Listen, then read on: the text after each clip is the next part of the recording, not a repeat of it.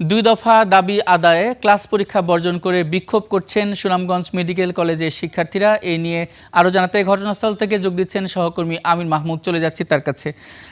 আমির মাহমুদ, আপনি নিশ্চয়ই আমাকে শুনতে পাচ্ছেন। শিক্ষার্থীরা কি দাবি তুলে ধরছেন আর আন্দোলনের বিষয়ে শিক্ষার্থীরা কি বলছেন? যদি বলি, দেখুন যে আজকে 3 দিন ধরে সুনামগঞ্জ দু দফা দাবি নিয়ে শাটডাউন কর্মসূচি পালন করছে। এরই অংশ হিসেবে আজকেও তারা বিক্ষোভ করেছে এবং প্রধান যে ফটক রয়েছে মেডিকেল কলেজে প্রবেশের যে পথ রয়েছে সেই জায়গা তারা বন্ধ করে দিয়েছে এবং এখানে তালা দিয়ে রেখেছে। একই সাথে তারা ফেস্টুনটা নিয়ে রেখেছে, স্বাস্থ্য শিক্ষা সংস্কারের কাজ চলছে।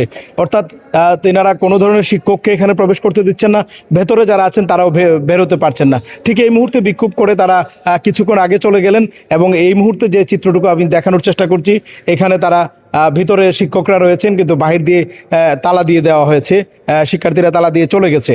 আপনাকে যদি জানাই যে এই সুনামগঞ্জ মেডিকেল কলেজ 2021 সাল থেকে তাদের শিক্ষার্থী ভর্তি নিলেও এখন পর্যন্ত হাসপাতাল চালু না হওয়ায় শিক্ষার্থীদের পক্ষ থেকে বারবার বিভিন্ন ধরনের আন্দোলনে গিয়ে বিভিন্ন ধরনের আশ্বাস পাওয়ার পরেও আজ পর্যন্ত তাদের হাসপাতাল চালু না হয় তারা যে প্র্যাকটিক্যাল যে শিক্ষাগুলো আছে সেগুলো তারা পাচ্ছেন না।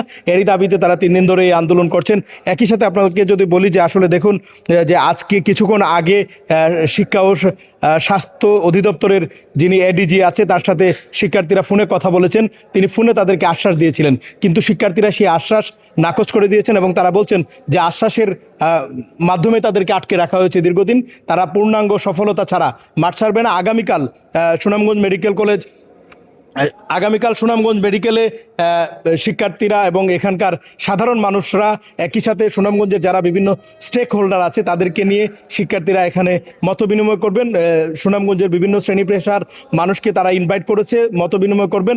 এর পরবর্তীতে হয়তো তারা আরও বড় ধরনের কর্মসূচিতে যাবে, এমনটি জানিয়েছে এখানকার শিক্ষার্থীরা যারা আন্দোলনে নেতৃত্ব দিচ্ছেন, তারা এমনটি জানিয়েছেন। তবে সুনামগঞ্জের এই 28 লক্ষ মানুষের একমাত্র চিকিৎসা সেবার উৎস হয়ে যেত এটি, কিন্তু এখন পর্যন্ত এই হাসপাতাল চালু না হওয়ায় সুনামগঞ্জের স্থানীয় বাসিন্দাদের মধ্যেও চরম ক্ষোভ দেখা দিয়েছে।